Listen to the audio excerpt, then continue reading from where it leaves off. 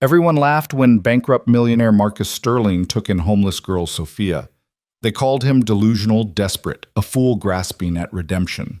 But when Marcus discovered Sophia's terrifying brilliance, an IQ that shattered conventional scales, their mockery turned to envy.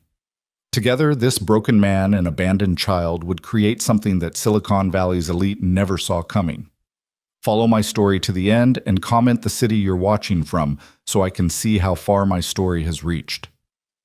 The February wind cut through Marcus Sterling's threadbare coat like accusations from his past. He pulled the collar higher, though it did nothing against Chicago's brutal winter or the memories that haunted him at 3 a.m. The diner's neon sign flickered overhead, Marie's 24-hour, casting sick yellow light on the frost-covered sidewalk. 3 years. 3 years since he'd stood in a boardroom worth $50 million. 3 years since the FBI raids the headlines the divorce papers served, while journalists filmed from his driveway. Now he sat in a cracked vinyl booth stretching a $2 coffee across 3 hours. "You want anything else, honey?" Marie herself stood beside his table, coffee pot in hand. She was 70, if she was a day, with eyes that had seen every kind of broken person Chicago could produce. "Just the coffee, Marie." She studied him. Marcus knew what she saw. Designer shoes were sold with duct tape, a Rolex with a cracked face he couldn't afford to fix the ghost of a man who once owned 3 homes on Lakeshore Drive. "You know," Marie said quietly, "my husband lost everything in '87. Market crash. We rebuilt. Some things can't be rebuilt. Everything can be rebuilt, Mr. Sterling, just not the same way twice." She moved on to other customers. Marcus returned to his notebook pages filled with business plans no one would fund, algorithms no one would buy. Not from him. Not from the man whose name had become synonymous with the largest Ponzi scheme collapse in Chicago history. Never mind that he'd been the victim, not the perpetrator. The diner door burst open. A small figure darted between tables, quick as smoke, dark hair tangled and long, clothes layered against the cold, at least 3 coats each more torn than the last.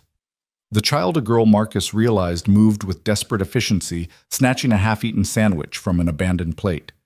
"Hey, Jorge the cook emerged from the kitchen with surprising speed for his size. "That's the 3rd time this week." The girl bolted for the door. Marcus didn't think. His hand shot out, catching her shoulder. Not hard, just enough to stop her momentum. The sandwich fell scattering across the checkered floor.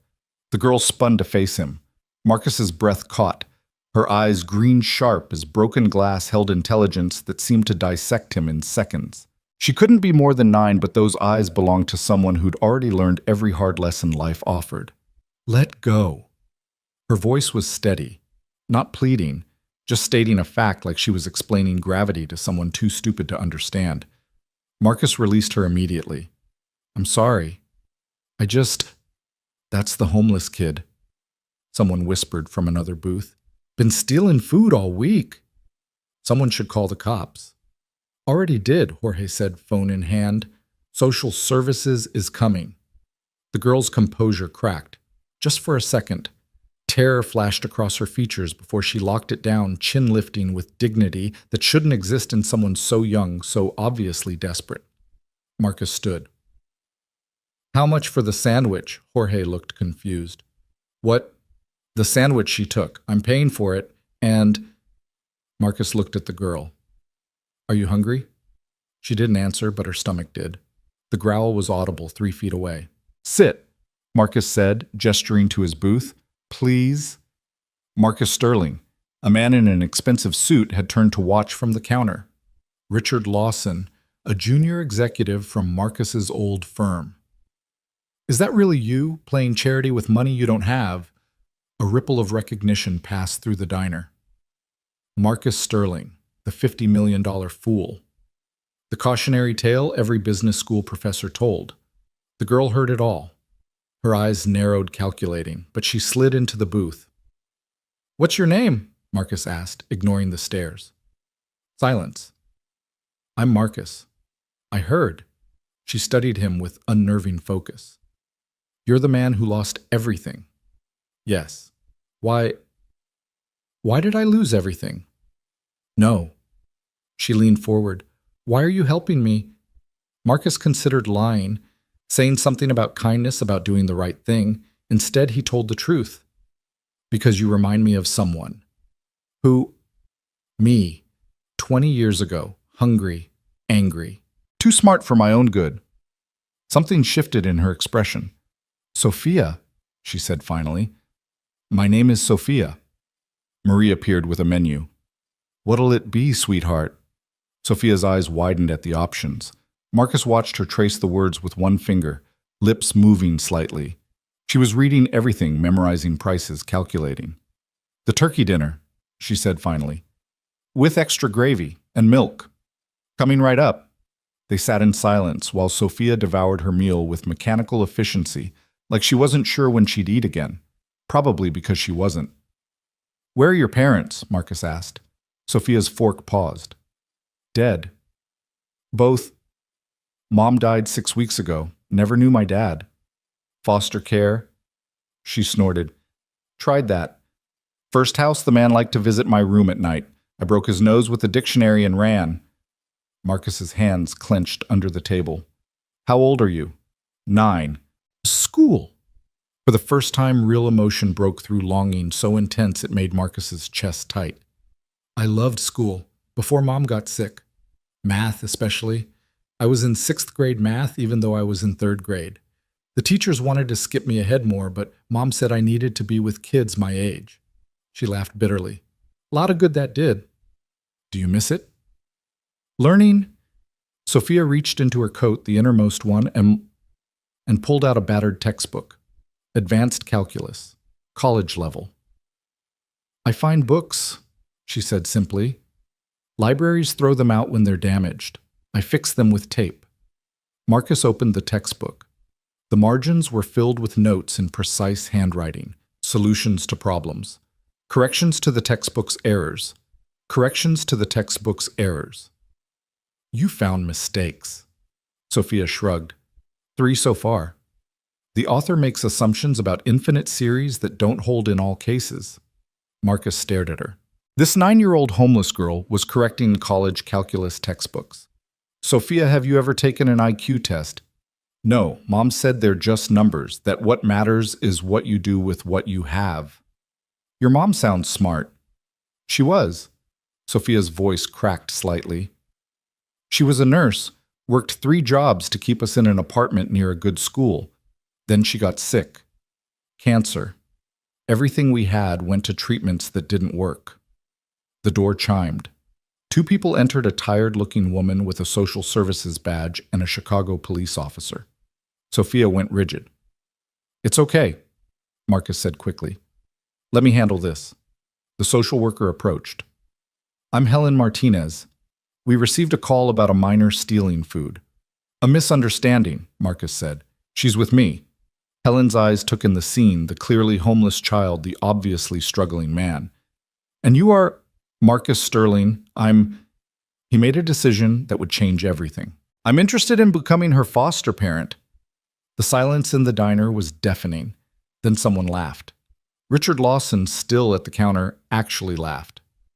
Marcus Sterling wants to foster a kid. You can't even foster a goldfish in that studio apartment you're renting. With what money? Another voice added. Heard you're doing consulting work for $20 an hour. 30, Marcus corrected quietly.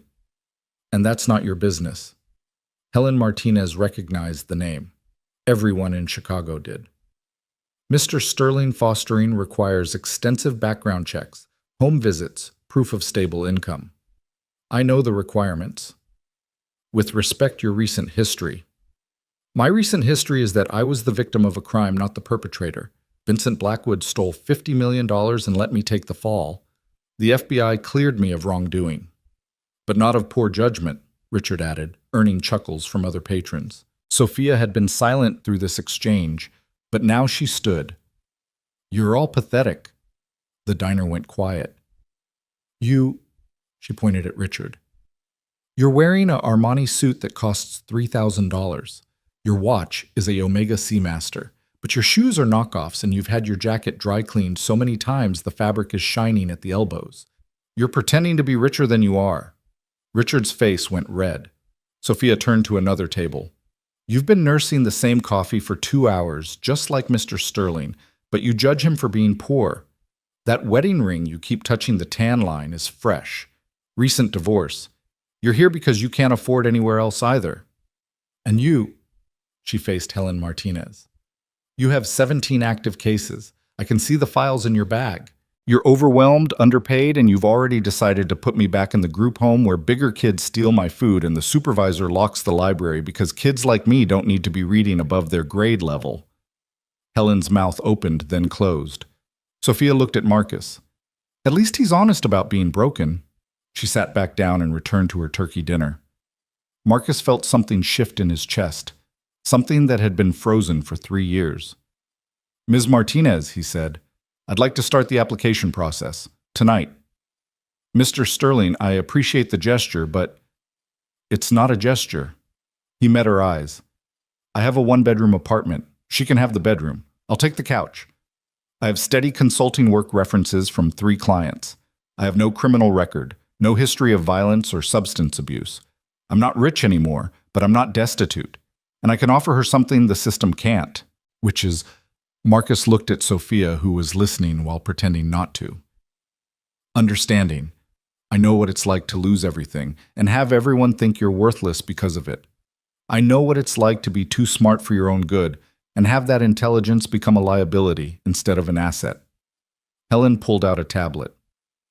There's a process. Home inspection, background checks, financial verification, interviews. It takes months. Then let's start. She'll need to go to a group home tonight. No. Sophia's voice was sharp. I'll run. The moment you turn around, I'll disappear. I've done it before. Sophia, Helen began. Test me. Give me any math problem, any puzzle. If I solve it, you let me stay with him tonight pending the official process. Helen looked skeptical. This isn't a game show. The Riemann hypothesis, Richard called out from the counter, smirking. If you're so smart, explain the Riemann hypothesis. Sophia turned to him. The Riemann hypothesis suggests that all non-trivial zeros of the Riemann zeta function have a real part equal to 1/2. It's one of the 7 Millennium Prize problems. If proven, it would have profound implications for the distribution of prime numbers. She grabbed a napkin and began writing equations. The zeta function is defined as... For 5 minutes, she covered napkins with mathematics that made Richard's smirk fade. Even Marcus, who had an MBA from Wharton, could barely follow. Of course, Sophia concluded, a complete proof remains elusive, but Terence Tao's work on approximate formulas suggests we're closer than ever. The diner was silent. Helen Martinez closed her tablet. I'll need to do a preliminary home visit, tonight. If it meets basic safety requirements, I can grant emergency temporary custody pending full review. Thank you, Marcus said. As Helen made phone calls and arranged the visit, Sophia looked at Marcus. Why? She asked again. Because someone should have done it for me when I was your age. No one did. That's not a good reason to ruin your life. My life's already ruined. Maybe helping you is how I fix it. Or maybe I'll ruin it more. Maybe. Marcus smiled the first real smile in 3 years. But at least it'll be interesting. They left the diner together 2 hours later after Helen's preliminary approval. The whispers followed them out, the failed millionaire and the homeless genius, 2 broken pieces that didn't fit anywhere else. The walk to Marcus's apartment took 20 minutes. Sophia carried her textbook and a plastic bag containing her only other possessions. 2 changes of clothes, a toothbrush, and a photo of a woman who looked like an older version of Sophia. Your mom? Marcus asked. Yeah. She was beautiful. She was brilliant, Sophia corrected. She could have been anything. Instead, she had me. Don't say that. Why, it's true. She got pregnant at 17, never finished college, spent her whole life taking care of me instead of becoming the doctor she wanted to be. They climbed 3 flights of stairs. Marcus's apartment was at the end of a narrow hallway that smelled like cabbage and disappointment. Home sweet home, he said, unlocking the door. The apartment was small but clean. 1 bedroom, a kitchenette, a living room with a couch that had seen better decades, but the walls were lined with books, Business, mathematics, philosophy, history, thousands of them. Sophia's eyes went wide. You kept them. The books they couldn't liquidate knowledge, though they tried. She walked along the shelves, fingers trailing across spines. Fermat's last theorem, Gödel's incompleteness, the black skulls model. You know black skulls. The equation that destroyed the economy in 2008? Yeah, I know it. Also know why it failed. They assume normal distributions when markets follow power laws. Marcus stared at her. You're 9. So most 9-year-olds are learning multiplication tables. Most 9-year-olds haven't spent 6 weeks calculating how many meals they can skip before organ failure begins. The casual darkness of the statement hit Marcus like cold water. The bedroom's yours, he said, opening the door. It's not much. Sophia stepped inside. A single bed, a desk, a window overlooking an alley. To Marcus it looked like failure. To Sophia it looked like safety. It's perfect, she whispered. There's a school 2 blocks away. We'll get you enrolled tomorrow. They won't know what to do with me. Then we'll figure something else out. Sophia sat on the bed, testing the mattress. Everyone's going to tell you this is a mistake. Everyone's been telling me that for 3 years. I've stopped listening. What if they're right? Marcus sat beside her. Then we'll be mistakes together.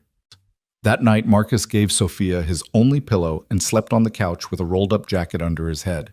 At 2 a.m., he woke to find her standing by the bookshelf, reading by the light from the street.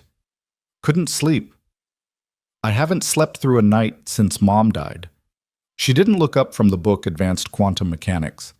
Did you know that particles can exist in multiple states simultaneously until observed? Schrödinger's cat.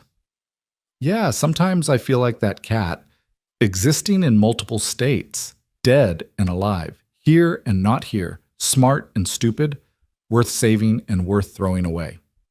You're worth saving. You don't know me. I know enough. How? Marcus joined her by the bookshelf. Because you correct calculus textbooks for fun. Because you stood up to a room full of adults who were mocking us. Because despite everything that's happened to you, you're still trying to learn, still trying to understand the world instead of just being angry at it. I am angry at it. Good. Anger's useful. It's fuel. The question is what you burn it for. Sophia finally looked at him. What did you burn yours for, Opim? Success. Money. Proving everyone wrong. All the wrong things. And now, Marcus looked at this strange, brilliant child who had crashed into his life like a meteor. Now I'm going to burn it for you. The next morning, Marcus woke to the smell of coffee. Sophia stood in the kitchenette, having figured out his ancient coffee maker. You drink coffee. Mom worked nights. I learned to make it for her when I was 5. They sat at the small table sharing instant oatmeal and planning their day. School first, Marcus said. They'll put me in 4th grade. I'll be bored out of my mind. Then we'll get you tested, properly placed. With what money? Let me worry about that. A knock at the door interrupted them. Helen Martinez stood in the hallway with a thick folder. Morning inspection, she announced, entering without invitation. She photographed everything, made notes, checked the refrigerator, mostly empty, the bathroom clean, the bedroom. Sophia had made the bed with military precision. This is temporary, Helen emphasized. There will be weekly visits. Any signs of neglect or abuse? There won't be, Marcus interrupted. Your financial situation, I have 3 consulting contracts. It's enough. Helen looked skeptical but made more notes. Sophia needs to be enrolled in school immediately. We're going today. She needs proper clothes. Marcus looked at Sophia's layered torn coats. We'll handle it. Medical checkup, dental exam, psychological evaluation. We'll do it all. Helen studied him. Why are you doing this, Mr. Sterling, really? Marcus glanced at Sophia, who was pretending to read while listening to every word. Because everyone deserves a second chance, even former millionaires, even homeless geniuses. After Helen left, they walked to Jefferson Elementary.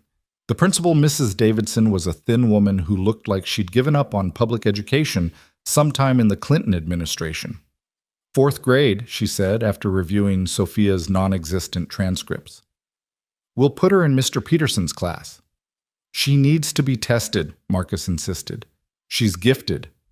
Mrs. Davidson's look suggested she'd heard this from every parent ever. "We have standardized assessments in 6 weeks. She's doing college-level mathematics." "Mr. Sterling." Sophia picked up a math workbook from Mrs. Davidson's desk. 8th grade algebra. She flipped to the back, grabbed a pencil, and solved 3 pages of problems in under 2 minutes. "All correct." Mrs. Davidson blinked. We have a gifted program, but it's full. There's a waiting list." "Then test her for high school." "She's 9. Test her anyway." The argument continued for an hour. Finally, Mrs. Davidson agreed to have Sophia tested by the district's gifted education specialist. The test was scheduled for the following week. In the meantime, Sophia would attend 4th grade. Her first day was a disaster. Marcus picked her up to find her sitting in the principal's office, a boy with a bloody nose crying in the chair beside her. "She hit him," Mrs. Davidson announced. "He said I was lying about knowing calculus," Sophia said calmly. "So I proved it on the board. Then he said my mom was probably a prostitute since I'm homeless. So I proved that force equals mass times acceleration using his face." Marcus bit his lip to keep from laughing. "Sophia, violence isn't—" "I know, Mom always said to use my words, but sometimes words aren't enough." The boy's parents arrived, took one look at Sophia's torn clothes and Marcus's obvious poverty, and demanded she be expelled. "She's a menace," the father declared, "probably mentally disturbed." Your son has a C average and can't do long division," Sophia said. "Maybe focus on that instead of my mental state." The meeting devolved from there. Sophia was suspended for 3 days. Walking home, Marcus expected her to be upset. Instead, she seemed thoughtful. "I don't fit there," she said simply. "We'll find where you do fit." "What if that place doesn't exist? Then we'll build it."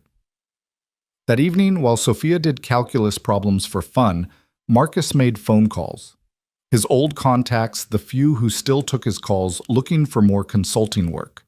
He needed money for the gifted test, for new clothes, for food that wasn't instant noodles. "Sterling." The voice on the phone was familiar. Dr. Elizabeth Chen, a data scientist he'd worked with before his fall. "I heard you were blacklisted." "I heard that too. Doesn't mean I can't consult." "What's your rate?" "50 an hour." "That's insulting. To you." "It's what I need." Elizabeth paused. "I have a project. Financial modeling for a startup. It's complex. Probably 3 months of work. Send me the details." After the call, Marcus found Sophia staring at his laptop, which was open to his bank account. $347.82. "That's all you have." "It's enough. For now." "What about next month? What about when the state realizes you can't actually afford me?" Marcus sat beside her. "You know what I learned losing $50 million? What? Money isn't really real. It's just numbers on screens, promises people make to each other. What's real is this, you and me figuring it out." "That's a nice philosophy. Doesn't pay rent." "No, but it helps you sleep at night." "I don't sleep at night." "Neither do I." "Maybe that's why we found each other." Sophia was quiet for a moment. "Mr. Sterling." "Marcus. Just Marcus." "Marcus, what if I'm too broken to fix—" He thought about all the therapists his ex-wife had made him see, all the medications for depression he'd flushed down the toilet, all the nights he'd stood on the Lake Michigan shore, wondering if walking into the water would be easier than walking home. "Then we'll be broken together. Sometimes broken pieces fit better than whole ones." That night, Marcus gave Sophia his laptop to use for research. She dove into online mathematics forums, solving problems that had stumped graduate students, posting under the username GhostGirl9. Within hours, her solutions were being shared, discussed, dissected. Someone from MIT's mathematics department asked if she was a professor. "Tell them you're 9, Marcus suggested. "They won't believe me." "Good. Mystery is valuable." The next day, while Sophia was suspended, Marcus took her to the Salvation Army for clothes. She stood in the fluorescent-lit aisles, touching fabrics with careful fingers. "Pick whatever you want," Marcus said. "I want things that fit. That's all." They found 3 outfits that looked almost new shoes without holes and a winter coat that actually closed. Total cost $43. Marcus watched his bank account drop to $304.82. Worth it to see Sophia stand straight or walk without holding her coat closed with both hands. "You look like a student now," he said. "I've always been a student. Now I just look like one people will take seriously." The district's gifted education specialist was Dr. Amanda Wright, a woman with kind eyes and a Harvard PhD in psychology. She arrived at the school with a briefcase full of tests. "These assessments will take most of the day," she warned Marcus. "I've got nowhere else to be," Sophia said. 6 hours later, Dr. Wright emerged looking stunned. "Mr. Sterling, may I speak with you privately?" They stood in the hallway while Sophia waited in the testing room. "I've been doing this for 20 years, Dr. Wright began. "I've tested thousands of children. I've never seen results like this." "What's her IQ?" "We can't measure it accurately. She maxed out every scale I have." Stanford Benet Wexler Woodcock Johnson. She hit the ceiling on all of them. Conservative estimate above 160, possibly above 180. Marcus felt his knees go weak. 180. She's not just gifted, Mr. Sterling. She's profoundly gifted, possibly genius level. Her mathematical reasoning is postgraduate level. Her verbal comprehension is off the charts. Her processing speed. Dr. Wright shook her head. She solved problems faster than I could read them. So what do we do? She doesn't belong in elementary school, or middle school, or high school, honestly. She needs specialized education. The Prometheus Academy. I've heard of it. $30,000 a year tuition. They have scholarships. Not full scholarships. Dr. Wright looked uncomfortable. "Mr. Sterling, a mind like Sophia's. It's once in a generation. Maybe once in several generations. If she doesn't get proper nurturing, she'll get it." "How?" Marcus didn't have an answer. The rejection letter from Prometheus Academy arrived on a Tuesday. Marcus found it slipped under his apartment door, the expensive paper mocking their circumstances. "Dear Mr. Sterling, while we are impressed with Sophia's exceptional test results, our scholarship committee has concerns about the stability of her living situation." Sophia read over his shoulder. "They mean you're too poor. They mean they're careful about their investments." "Same thing." Marcus crumpled the letter, then smoothed it out, then crumpled it again. "It's fine," Sophia said. "I don't need their school." "Yes, you do." "No, I need to learn. That's different from needing school." She was already at his laptop, diving into MIT's open courseware, downloading lectures on linear algebra and differential equations. Marcus watched her absorb information like a sponge that had been kept dry too long. "Sophia, you need interaction with other kids." "Other kids think I'm weird." "Other gifted kids would think I'm weird and resent me for being smarter." She looked up from the screen. "I've been the smartest person in every room since I was 4. It's not going to change." "That sounds lonely." "It is." She returned to the laptop. "But I'm used to lonely." Marcus's phone rang. Elizabeth Chen, the data scientist who'd hired him for consulting. "Marcus, I'm looking at your preliminary models. They're good, but there's an error in the third algorithm." He put her on speaker, pulling up the files. "Where the predictive function assumes market stability that doesn't exist.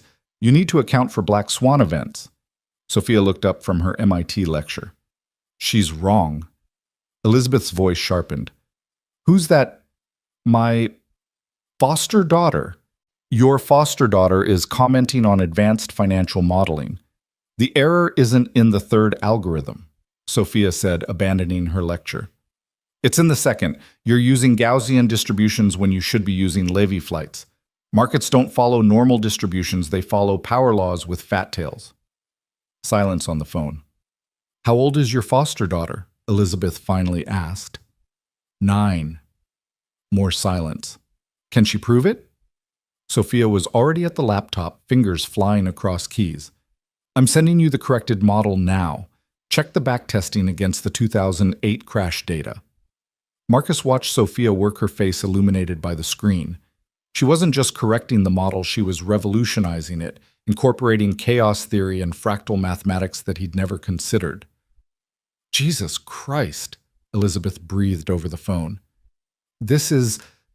Marcus, this is brilliant. Who is this kid? Someone special. Special. This is doctorate-level work. Postdoctorate. Can you bring her to my office tomorrow? Marcus glanced at Sophia, who nodded. We'll be there. Elizabeth's office was in a gleaming tower downtown, the kind of building Marcus used to own floors in. Now he needed a visitor's pass just to enter. Mr. Sterling, the security guard recognized him, face flushing. I heard about everything. I'm sorry. Nothing to be sorry for, James. Just life. They rode the elevator to the 32nd floor. Sophia stood perfectly still, but Marcus could see her mind working, calculating the building's height, from the elevator's acceleration, probably determining the cable tension from the slight vibration. Elizabeth Chen's company, Quantum Analytics, occupied half the floor. Glass walls exposed brick, the calculated casualness of tech culture. Marcus.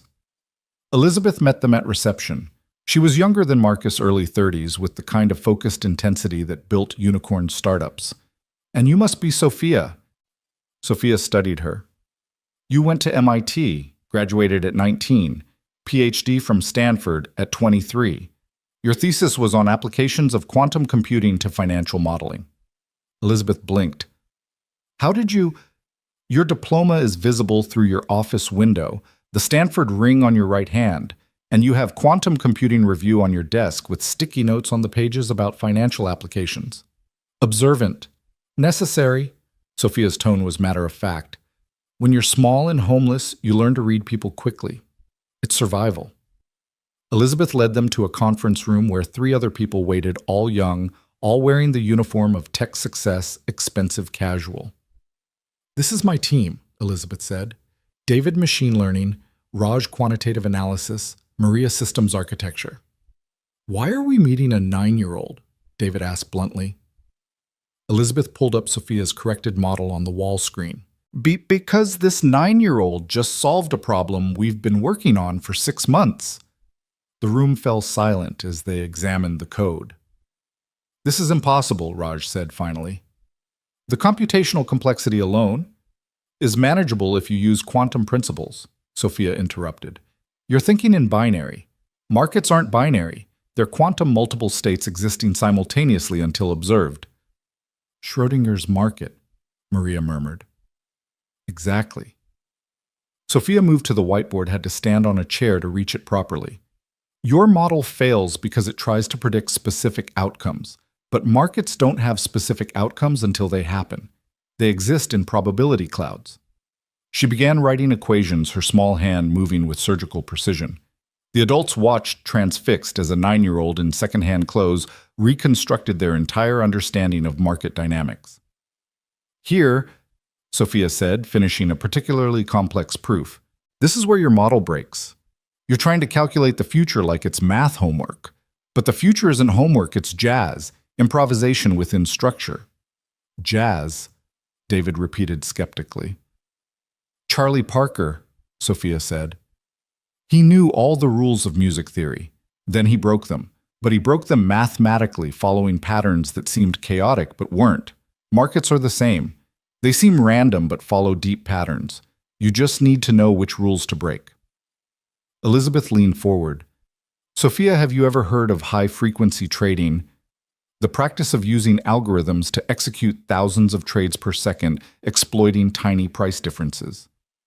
What if I told you we're working on something bigger? Not high frequency, but high intelligence. AI-driven predictive modeling that doesn't just react to markets, but anticipates them. Sophia's eyes lit up. Using neural networks. Beyond neural networks, we're building something that thinks. Actually thinks, but we're stuck on the prediction problem. The AI can analyze, but it can't intuit. Because you're programming it to be logical. Markets aren't logical, they're psychological. You need to teach it to be irrational in predictable ways. The adults exchanged glances. Would you be interested in consulting for us? Elizabeth asked. Marcus started to object child labor laws, school requirements, but Sophia spoke first. How much, Sophia? Marcus began. How much? She repeated. Elizabeth smiled. $500 per hour. The room went silent. That's insulting, Sophia said. Elizabeth's smile widened. What do you think is fair? Percentage of profits generated by my algorithms. 2%. 1%. 1.5 plus the hourly rate for development time. Deal. They shook hands, the 9-year-old and the CEO, while Marcus tried to process what had just happened. Walking back to the apartment, Sophia was quiet. Finally, Marcus asked, How did you know to negotiate? I watched you. These 3 years, everyone's been taking advantage of your desperation, offering you insulting rates because they knew you'd take them. I'm desperate too, but I won't let them know it. You're 9. There are laws about children working in factories, not about prodigies consulting on theoretical mathematics. Besides, we need the money. She was right. The consulting fees would change everything, rent, food, maybe even Prometheus Academy. But that night, as Sophia worked on Elizabeth's algorithms, Marcus noticed something troubling. She wasn't just solving problems. She was inhabiting them, disappearing into mathematics like it was the only safe place left. When's the last time you played? He asked. Played what? Anything. Games, sports, whatever kids do. Sophia looked up from the screen. I'm not a kid. You're 9. I haven't been 9 since Mom died. Maybe not even before that. Sophia, do you want me to pretend? Would that make you feel better? I can pretend to care about dolls or video games or whatever normal 9-year-olds do. But we both know I'm not normal. I don't want you to pretend. I want you to be happy. Happy is a luxury we can't afford. The words hit Marcus like cold water. He heard his own voice in them, his own surrender to circumstances. No, he said firmly. Happy isn't a luxury. It's a necessity. Without it, all of this, the money, the success, the intelligence, it's worthless. You weren't happy when you had $50 million. No, I wasn't. That's how I know. Sophia studied him. So what made you happy? Marcus thought about it. Honestly, this. Taking care of you, having someone to fight for besides myself. That's codependence. That's family. We're not family. We're a temporary arrangement pending state approval. Marcus sat beside her, gently closed the laptop. Sophia, I know you're scared of hoping for things. I know it feels safer to treat everything as temporary, to not get attached. But everyone leaves, she said quietly. Dad left before I was born. Mom left, even though she promised she wouldn't. First foster family left me at a bus station when I became inconvenient. Everyone leaves. I won't. You can't promise that. Watch me. Marcus took her hands. I promise I will not leave you, ever. They'll have to drag me away, and even then I'll find my way back. Sophia's eyes filled with tears she wouldn't let fall. That's a stupid promise. All the best promises are. She laughed, a small broken sound that might have been a sob. Then so quickly Marcus almost missed it. She hugged him, just for a second, then pulled back, reopening the laptop. I should finish this algorithm. Elizabeth needs it by tomorrow. Marcus let her retreat into mathematics. But something had shifted. A wall had cracked just slightly. The next morning, Helen Martinez arrived for her weekly inspection. She found Marcus making breakfast while Sophia worked on equations. She should be in school, Helen noted. She's suspended, remember, for proving force equals mass times acceleration. Helen almost smiled. The suspension ends tomorrow. She's enrolled at Jefferson Elementary. Is she attending? When she's not suspended for being smarter than everyone else. Helen made notes. Mr. Sterling, there are concerns. There always are. Sophia needs stability, structure, normal childhood experiences. Sophia needs to be challenged intellectually. She needs to be valued for who she is, not forced into a box she'll never fit in. The court will want to see traditional progress. School attendance, social activities, friends her own age. The court can want whatever it likes. I'm giving her what she actually needs. Helen's expression softened slightly. I'm trying to help. The review is in 2 months. If Judge Coleman doesn't see a normal, stable environment, He'll send her back to foster care where she'll run away again. That's exactly what will happen, and you know it. After Helen left, Sophia looked up from her work. You're going to lose me. No, I'm not. The system doesn't care about intelligence. It cares about conformity. I don't conform. Then we'll change the system. You can't fight the system. You tried that with your bankruptcy. How'd that work out? Marcus felt the familiar sting of failure, but then he looked at Sophia, brilliant and broken and brave, and felt something else. Determination. This time is different. Why? Because this time I'm not fighting for money or reputation. I'm fighting for you. That afternoon, Marcus took Sophia to the park. Not to play, she'd made her feelings about playing clear, but to work outside away from the apartment's walls. She sat on a bench laptop balanced on her knees, refining algorithms, while Marcus watched kids play on the swings. That could be you, he said. Swinging? Why, it's just pendulum motion. Predictable. Fun. It's supposed to be fun. So is mathematics. A woman approached with her daughter about Sophia's age. The girl wore a Prometheus Academy uniform. Excuse me, the woman said. Is that Sophia? From the testing last month? Sophia looked up warily. I'm Patricia Hendricks. My daughter Amy was tested the same day. She scored 145. Congratulations, Marcus said. Patricia's smile was sharp. I heard Sophia scored higher. We don't discuss scores, Marcus replied. Of course not. Patricia's eyes took in their obvious poverty, Sophia's second-hand clothes, Marcus's worn shoes. Such a shame about the scholarship. Prometheus only has funding for full rides for students who come from stable situations.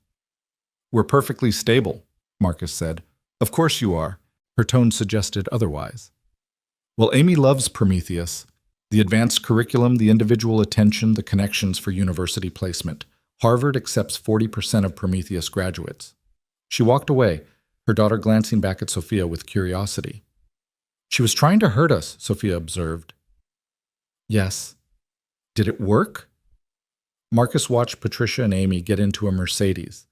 No, money can't buy what you have, Sophia. They know it. That's why they need to make us feel small. I am small. Your body is small. Your mind is infinite. That evening, Elizabeth called with news. Sophia's algorithm just made us $3 million. Marcus nearly dropped the phone. What? We tested it on a small fund. Overnight returns of 12%. That's impossible, except it happened. 3 million? Her percentage comes to 45,000. I'll wire it tomorrow. Marcus looked at Sophia, who was reading a quantum physics textbook like it was Harry Potter. Elizabeth? She's 9. She's also the smartest person I've ever met, including my professors at MIT. This is too much pressure. Marcus, do you know what she said to me today? She said money is just energy. It flows where it's needed. Right now it needs to flow to us so we can do bigger things. A 9-year-old understands economics better than most CEOs. After the call, Marcus told Sophia about the money. 45,000, she repeated. That's enough for Prometheus, for a year at least. Is that what you want? Sophia considered. I want to learn. If Prometheus is the best place, then yes. But do you want to be around those kids, Patricia's daughter and others like her? I don't want to be around anyone, but isolation isn't sustainable. Even I know that. Marcus made the call to Prometheus the next morning. With 45,000 in the bank, suddenly they were very interested in Sophia's application. We can schedule an interview for next week, the admissions director said. Of course, we'll need to verify the stability of the funds. The funds are stable. And Sophia will need to pass our social integration assessment, which is a day spent with current students to ensure she's a good fit for our community. Marcus looked at Sophia, who was already shaking her head. She'll be there, he said anyway. The Prometheus Academy looked like what would happen if Harvard and Google had a baby. Perfect lawns, solar panels, students in tailored uniforms discussing Proust in multiple languages. Sophia stood at the entrance in her best second-hand outfit, looking like a sparrow among peacocks. You belong here, Marcus told her. No, I don't, but I can pretend. The admissions director, Dr. Catherine Faulkner, was everything Marcus remembered hating about academic gatekeepers. Polished, condescending, and deeply skeptical of anything that didn't fit her worldview. "Sophia," she said, barely glancing at the girl, "you'll spend the day with our accelerated mathematics cohort. They're currently working on differential equations." "I finished differential equations when I was 7. Dr. Faulkner's smile tightened. "How wonderful. I'm sure you'll find our approach enriching." The classroom was filled with 12 and 13-year-olds all working on problems that would challenge college students. They looked up when Sophia entered, their expressions ranging from curiosity to disdain. "Class, this is Sophia. She's considering joining us." A boy in the front row smirked. "Isn't she a little young?" "Age is irrelevant," the teacher, Mr. Rostov, said. "Mathematics doesn't care how old you are." He handed Sophia a worksheet. "Please complete these problems so we can assess your level." Sophia glanced at the sheet. "These are wrong." "Excuse me? Problems 3 and 7. They're improperly formulated. The boundary conditions don't match the equations." Mr. Rostov's face reddened.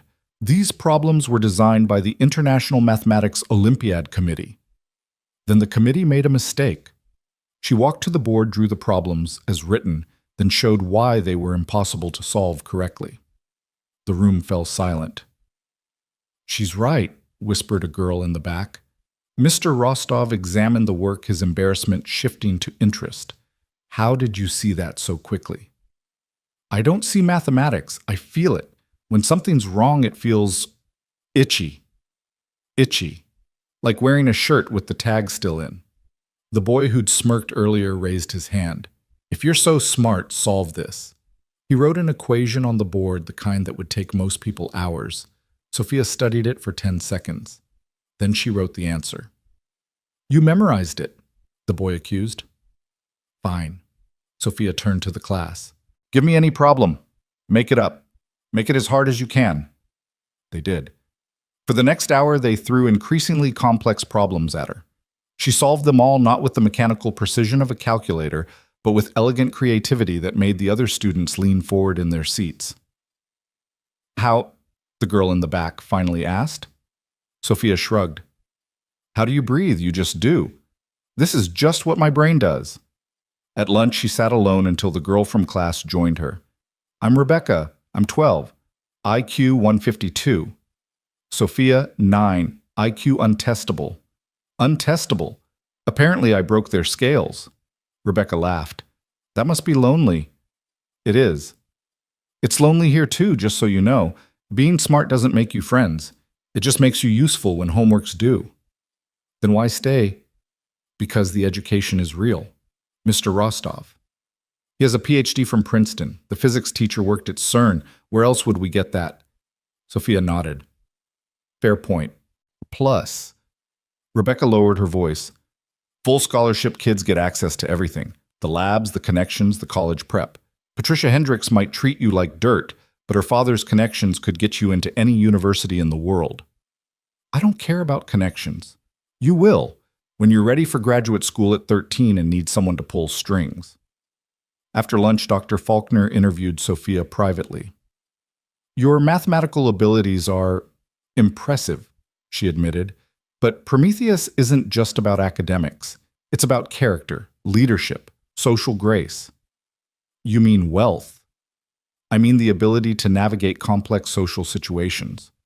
Like pretending poor kids belong here." Dr. Faulkner's expression hardened. "That attitude is exactly what concerns me. My attitude or my honesty. Prometheus students represent our institution in the wider world. They need to be polished." "Polished?" Sophia stood. "You mean compliant? Grateful? Willing to pretend that intelligence matters more than income here when we both know it doesn't?" "Sophia, I solved every problem your best students could create. I corrected errors in your curriculum, but I'm not polished enough." She walked to the door, then turned back. "You know what? Keep your school. I'll learn more from YouTube and MIT's free courses than from teachers who care more about my table manners than my mind." Marcus was waiting in the parking lot. He saw her expression and started the car without asking questions. Halfway home, Sophia said, "I ruined it." What happened? She told him. Marcus listened, then pulled over. I'm proud of you. Proud I just threw away Prometheus Academy. You stood up for yourself. You refused to be less than you are just to fit in. That's worth more than any academy. But my education will happen whether you're at Prometheus or not. You're Sophia. You broke IQ tests. You solved problems that stumped graduate students. You made $3 million with an algorithm you designed in our kitchen. You don't need them. Then what do I need? Marcus thought about it. Time. Space to grow. Someone who believes in you unconditionally. I have that. Always. That night, Elizabeth called again. The algorithm made another 7 million today. Marcus nearly choked. 7. Marcus, I need to discuss something. What Sophia's created, it's revolutionary. I want to offer her a permanent position, not as a consultant, but as chief algorithm architect. She's 9. She's also designing systems that my PhDs can't even understand. I'll work around any legal issues. She can work from home, set her own hours, full benefits, 6-figure salary. Marcus looked at Sophia, who was listening while pretending to read. I'll discuss it with her. After he hung up, Sophia said, I want to do it. It's a lot of responsibility. It's a lot of money, enough that you don't have to worry anymore. Enough that the state can't say you're too poor to keep me. Sophia, I don't want you working just to... I'm not. I love the work. The money's just a bonus. But it's a bonus we need. She was right. The custody review was in 6 weeks. Having Sophia employed even unconventionally would show stability. Okay, but conditions, regular hours, time for other things, and you have to try to make friends. Friends are inefficient. Friends are necessary. Fine, I'll try. The next day, while Sophia worked on algorithms, Marcus got a call from someone he hadn't heard from in 3 years. Vincent Blackwood, his former partner, the man who'd stolen everything. Hello, Marcus. The voice slithered through the phone like oil over water. Marcus's hand tightened on the device until his knuckles went white. Vincent. Sophia looked up from her laptop, immediately alert.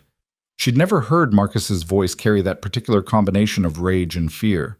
I heard an interesting rumor, Vincent continued. Marcus Sterling playing daddy to some homeless prodigy, making waves in the quant world. Elizabeth Chen's been bragging about her new secret weapon. What do you want? Direct as always. I admired that about you before you became so problematic. Problematic. You stole $50 million and destroyed my life. Vincent laughed. The court disagreed. No evidence, remember, just bad investments and poor judgment on your part. Marcus wanted to throw the phone through the window. Instead, he put it on speaker and gestured for Sophia to listen. I asked what you want. I want to meet your little genius. I have a proposition. Go to hell. Now, hear me out. I'm launching a new fund, Blackwood Quantum Capital. We're seeking algorithmic advantages. I'll pay 10 times whatever Elizabeth is offering. She's not for sale. Everyone's for sale, Marcus. You taught me that. And you taught me that some people aren't worth any price. Vincent's tone hardened. Don't be stupid. You're one custody hearing away from losing the girl anyway. Work with me, and I'll ensure the judge sees a stable, profitable situation. Fight me, and I'll make sure he sees an unstable, vengeful man unfit to raise a child. You're threatening a 9-year-old. I'm offering opportunity. There's a difference. Marcus looked at Sophia, who was already shaking her head. The answer is no. You haven't even heard my full offer. Marcus hung up. Sophia closed her laptop. That's the man who destroyed you. Yes. He's going to cause problems. Yes. We should destroy him back. Marcus knelt beside her. Sophia, it's not revenge, it's justice. He stole from you. He's probably stealing from others. People like that don't stop unless someone stops them. It's not our fight? Sophia studied him. Yes, it is. He made it our fight the moment he threatened you. Threatened us. That afternoon, while Marcus was in the shower, Sophia did something she hadn't told him she could do. She hacked into Blackwood's servers. It wasn't even that hard. Men like Vincent Blackwood believed their own arrogance was security enough. His passwords were predictable, his firewalls outdated. What she found made her stomach turn. Hundreds of investors, mostly elderly, pouring retirement savings into Blackwood's fund. Returns that were mathematically impossible, clearly fabricated. A Ponzi scheme just like the one that had destroyed Marcus, but bigger, more elaborate. She downloaded everything onto an encrypted drive. When Marcus emerged from the shower, she showed him. Sophia, this is illegal. So is stealing from grandmothers. Look at this. Mrs. Chen, 73, invested her entire retirement. Mr. Rodriguez, 81, took out a mortgage on his paid-off house to invest. Marcus examined the data. The fraud was obvious once you knew where to look. Vincent had gotten better at hiding it, but not good enough to fool Sophia's pattern recognition. We should go to the FBI, Marcus said. With illegally obtained evidence, they can't use it. Then what? We make him expose himself, legally. Sophia pulled up her algorithm, the one making millions for Elizabeth. What if we offered him this, but modified? A Trojan horse that looks like it's making money, but actually exposes his real trades. That's dangerous. Yes, illegal, no. We'd be giving him exactly what he asked for an algorithm, not our fault if it reveals his crimes in the process. Marcus stared at this 9-year-old discussing corporate espionage like she was planning a tea party. Sophia, he's dangerous. When cornered men like Vincent destroy everything around them. I know. That's why we need insurance. She pulled up another screen. Security footage from Marcus's old company dated 3 years ago. The timestamp showed 2 a.m. 3 days before the FBI raid. Vincent clearly visible downloading files from Marcus's computer. How did you? The backup servers still exist. The company that bought your building never changed the access codes. This proves Vincent had access to your accounts, that he could have made those trades in your name. Marcus sat down heavily. This could clear me? It could. But if we use it now, Vincent will know we're on to him. Better to wait until he's desperate. When did you become a strategic genius? When I was 6 and figured out how to hide food from bigger foster kids.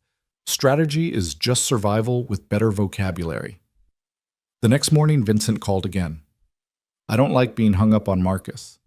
I don't like being threatened. Let's try this differently. I'm hosting an investor presentation tomorrow night. The Ritz-Carlton, black tie. Bring your little genius. Let her see how the real world works. She's 9. Mozart was composing at 5. Age is just a number. After Vincent hung up, Sophia said, we should go. Sophia. He's up to something. Better to see it coming than be blindsided. Marcus didn't own a tuxedo anymore. He'd sold them all along with everything else of value. But Elizabeth, hearing about the invitation, insisted on helping. Vincent Blackwood is poison, she said, arriving at their apartment with garment bags. But knowing your enemy is valuable. She'd brought a tuxedo for Marcus, and surprisingly a formal dress for Sophia. I guessed your size, Elizabeth told her. My niece is about your age. The dress was midnight blue, simple but elegant. Sophia held it like it might disappear. I've never worn anything this nice. You deserve nice things, Elizabeth said firmly. Both of you do. As she helped Sophia with her hair, Elizabeth asked, do you understand what Vincent is? A predator? Yes, and predators look for weakness, show none. I don't have weaknesses. Everyone has weaknesses. The trick is making them look like strengths.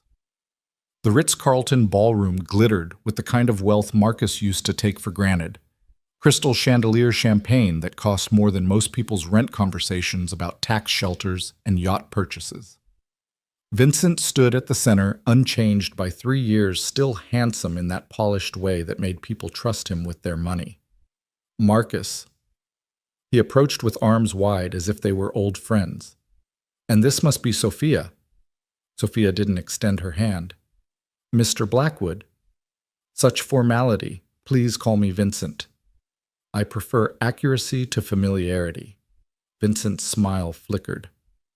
Clever. I heard you were clever. I heard you were a thief.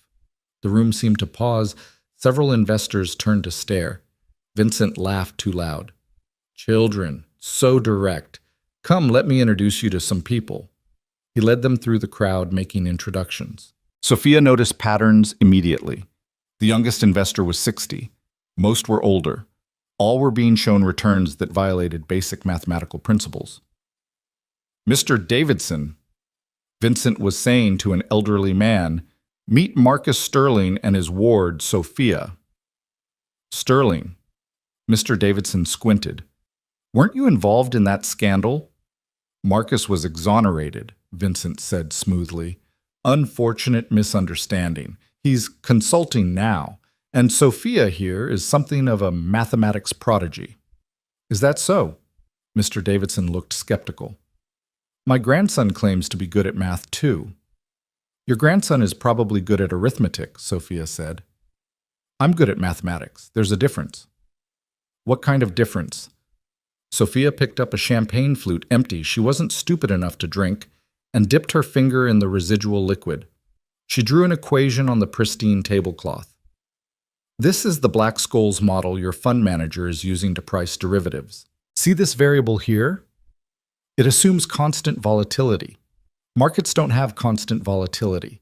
They have stochastic volatility that follows a mean-reverting square root process. She drew another equation. This is the Heston model, more accurate. And this, another equation, is what actually happens in markets. Chaos theory applied to financial systems. Mr. Davidson stared at the tablecloth. You're saying our investments are based on faulty math. I'm saying your investments are based on impossible math.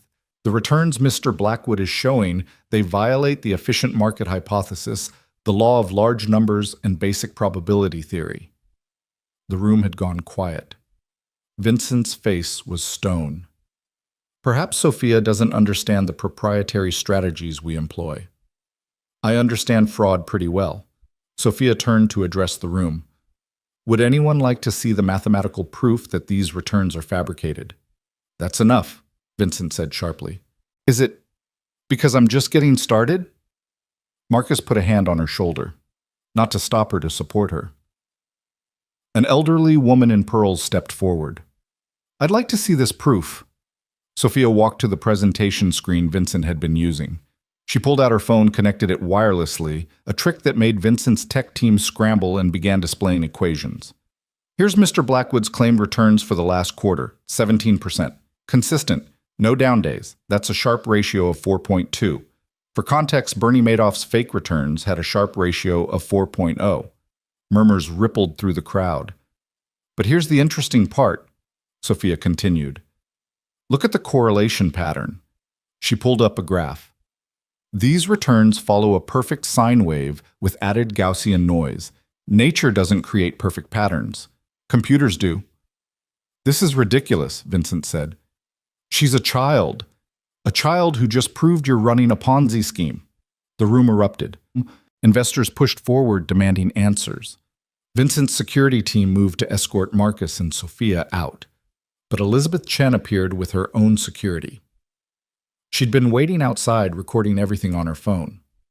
I think these people deserve answers, Vincent, she said loudly.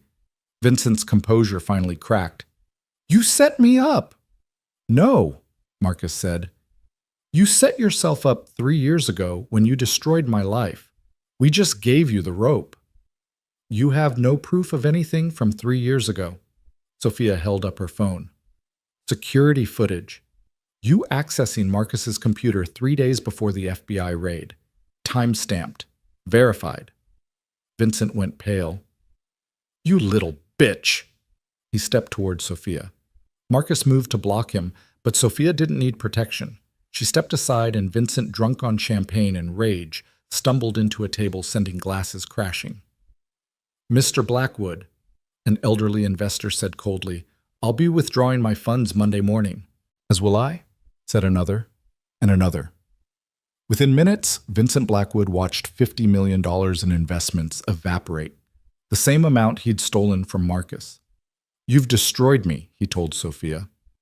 No, you destroyed yourself. I just did the math. Security arrived, real security, not Vincent's hired muscle. Someone had called the SEC. Vincent was escorted out in handcuffs while news crews alerted by Elizabeth filmed everything. In the car afterward, Marcus was quiet for a long time. Finally, he said, that was dangerous. Yes, you could have been hurt, but I wasn't. You planned all of this. Most of it. Elizabeth calling the news was her idea. Marcus pulled over, turned to face her. Sophia, what you did tonight was justice, was revenge. Sometimes they're the same thing. And sometimes revenge consumes the person seeking it. Sophia met his eyes. Did you feel consumed or did you feel free? Marcus thought about it, watching Vincent get arrested, seeing his empire crumble, knowing the man who'd destroyed his life was finally facing consequences. Free, he admitted. Then it was worth it. They drove home in comfortable silence, but as they climbed the stairs to their apartment, they found Helen Martinez waiting. We need to talk, she said, about tonight. Inside, Helen pulled out her tablet. You took a 9-year-old to confront a dangerous criminal. She confronted him. I just drove. This is exactly the kind of behavior that concerns the court. Protecting people from fraud concerns the court. Putting Sophia in danger concerns the court. Sophia spoke up. I was never in danger. I had 3 exit strategies, Elizabeth's security as backup, and I'd already sent all the evidence to the FBI before we arrived. Helen stared at her. You're 9. So everyone keeps saying, but I'm also right. Being right doesn't make you safe. Being quiet doesn't make me safe either. At least being right gets results. Helen turned to Marcus. The custody review has been moved up. 2 weeks. Judge Coleman wants to assess the situation given tonight's events. Tonight's events where Sophia exposed a criminal. Tonight's events where a 9-year-old was put in a situation requiring adult judgment.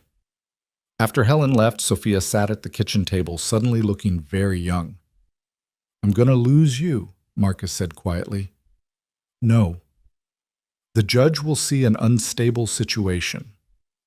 The judge will see a man who helped expose a $50 million fraud, who's raising a child capable of extraordinary things. We'll make him see. How? Sophia smiled, the first real smile Marcus had seen from her. The same way we beat Vincent, with math truth and a little bit of strategic genius. But that night, as Marcus tucked her in, Sophia asked, what if the judge doesn't care about math or truth? Then we'll find what he does care about. And if he just doesn't like us, Marcus sat on the edge of her bed, then we'll still have these 2 weeks, and they'll have been worth everything. That's not enough. It's more than I had 3 years ago. Sophia reached out, took his hand. It's more than I had 3 months ago, too. They sat in the darkness, holding on to each other in the fragile hope that mathematics and justice would be enough to keep them together. The next morning brought consequences neither had foreseen. Marcus's phone rang at 6 a.m. His old lawyer, the one who'd barely defended him 3 years ago. Marcus, what have you done? Exposed a criminal. Vincent Blackwood has filed charges. Defamation. Corporate espionage. Corruption of a minor. Corruption of a... He threatened us. He says you coached a 9-year-old to destroy his business, that you've been planning this for years, using the child as a weapon. Marcus looked at Sophia, who was listening from the doorway. That's insane. Well, that's his narrative, and he has very expensive lawyers. The evidence was obtained illegally. Sophia admitted hacking his servers. She didn't admit anything. She displayed proprietary information. How else would she have it? Marcus hung up. Sophia approached, still in her pajamas, looking even smaller than usual. I made it worse. No, Vincent made it worse. This is what men like him do. They attack when cornered. But now the judge will see the truth. You keep saying that like truth matters. It has to. Sophia pulled up her laptop. Then we need more truth. She began researching Judge Coleman. 63 years old, 20 years on the bench, reputation for conservative rulings, but also for protecting children. Look at this, Sophia said. He ruled against a tech executive 2 years ago in a custody case, said wealth without wisdom is no foundation for raising a child. That could work against us. Or for us. We have wisdom. Vincent has neither wisdom nor legitimate wealth. Marcus's phone rang again. Elizabeth. Turn on the news. They did. Vincent's arrest was the lead story, but the narrative was already shifting. Disgraced executive Marcus Sterling used a 9-year-old girl to exact revenge on former partner. They're making me the villain. No, Sophia said. They're making us both villains, or victims. Depends on who's talking. She was right. Within hours, the story had fractured into competing narratives. Some called Sophia a hero, a child genius who exposed corruption. Others called her a pawn, a vulnerable girl manipulated by a vengeful man. We need to control the narrative, Sophia said. How? By telling the truth, all of it. That afternoon, Elizabeth arranged an interview with a respected financial journalist, Sarah Kim from the Wall Street Journal. No coaching, Sarah insisted. I talked to Sophia alone. Marcus started to object, but Sophia nodded. It's fine. They met in Elizabeth's conference room. Marcus watched through glass as Sophia sat across from the journalist, looking impossibly small in the corporate chair. Sophia? Sarah began. Tell me about the algorithm. Which one? The one that exposed Mr. Blackwood. There wasn't one. I just showed his investors basic mathematics. Ponzi schemes are mathematically unsustainable. Bernie Madoff proved that. Vincent was following the same pattern. How does a 9-year-old know about Bernie Madoff? How does a 9-year-old not know about the largest financial fraud in history? It's basic economic literacy. Sarah smiled slightly. Fair point. Tell me about Mr. Sterling. What about him? Did he tell you to expose Vincent? No, he told me not to. Said it was dangerous. But you did it anyway. Yes. Why? Sophia considered her answer. Because Vincent was hurting people, old people, people like my mom who worked their whole lives for small savings. Someone had to stop him. Why you? Because I could see it. Most people can't. They see numbers and trust them. I see patterns and question them. That's a heavy burden for a 9-year-old. Being smart is always a burden, but being silent when you could help people, that's worse. Sarah leaned forward. Are you happy with Mr. Sterling? For the first time, Sophia hesitated. Happy is complicated. How so? I was happier when my mom was alive. But that's not Marcus's fault. Given the circumstances, yes, I'm happy. What makes you happy about living with him? He sees me. What do you mean? Sophia struggled to articulate something she'd never said aloud. Most people see a poor kid or a smart kid or a problem to solve. Marcus sees Sophia, just me. He doesn't try to fix me or change me or make me normal. He just sees me. Sarah's expression softened.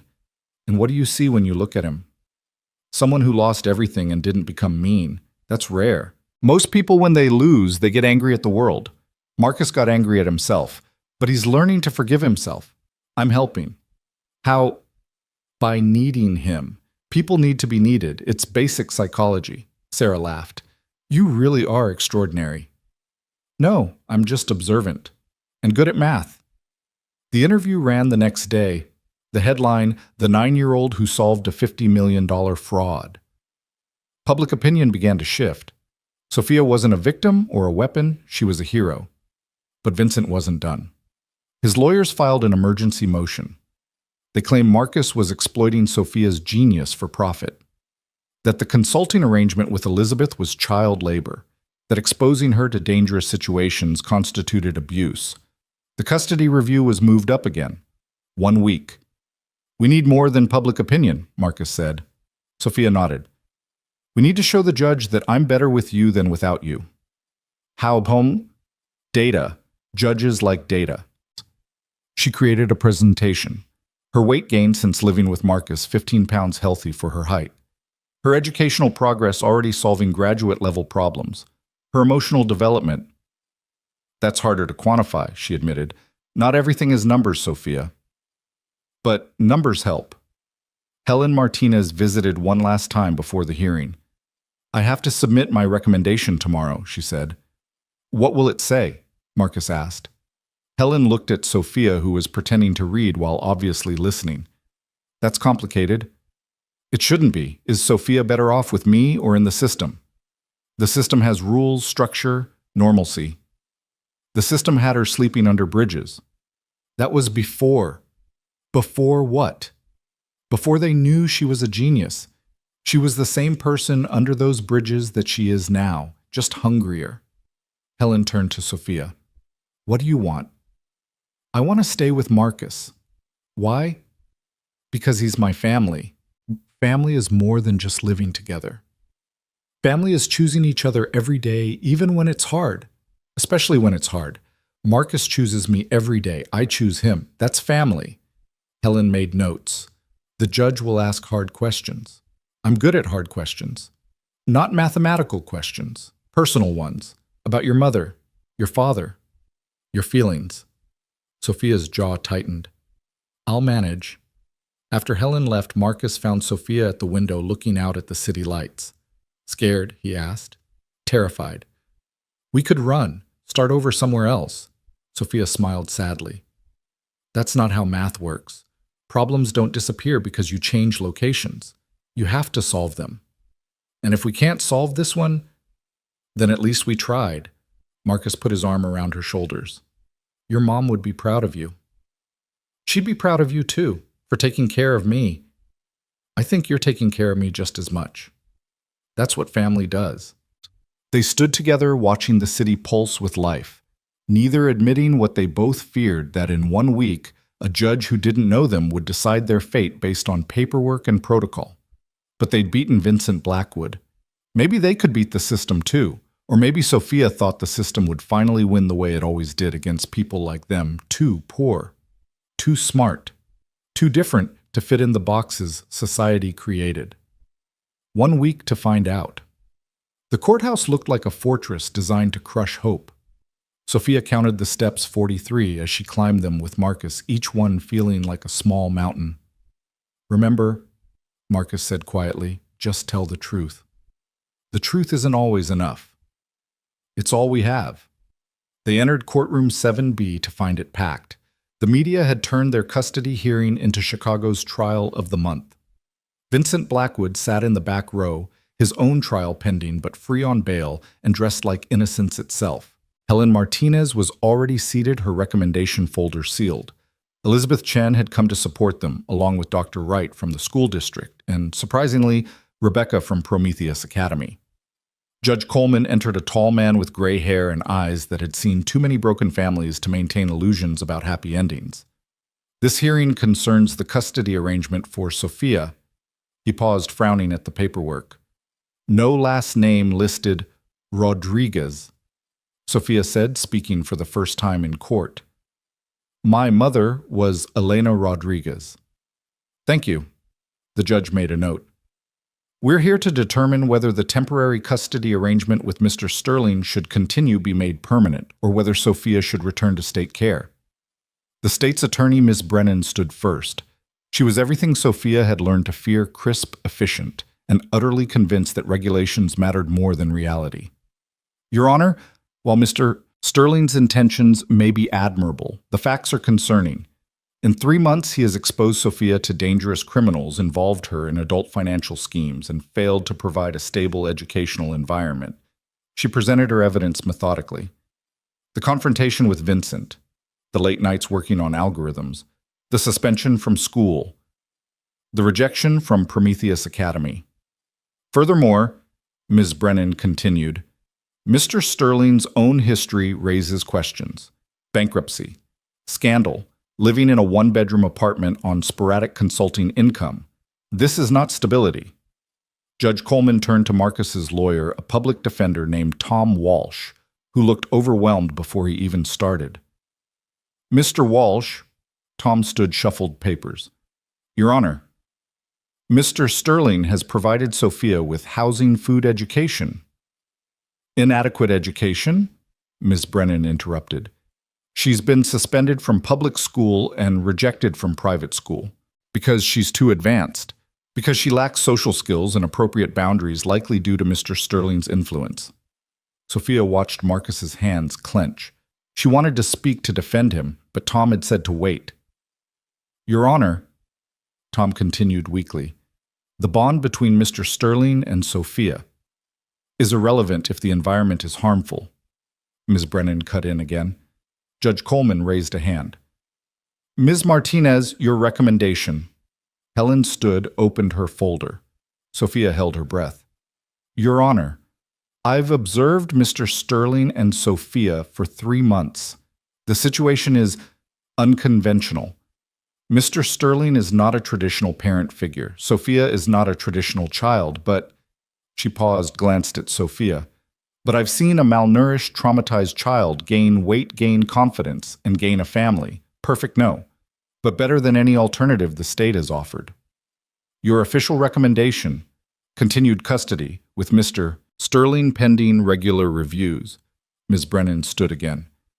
Your Honor, I'd like to call a witness, Vincent Blackwood.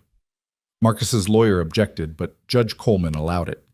Vincent took the stand every inch the successful executive despite his pending charges. Mr. Blackwood, Ms. Brennan began, you've had dealings with both Mr. Sterling and Sophia. Unfortunately, yes. Can you describe those dealings? Vincent's voice was smooth, reasonable. Marcus has harbored resentment toward me for years. When he gained custody of Sophia, he saw an opportunity. He coached her, used her intelligence as a weapon against me.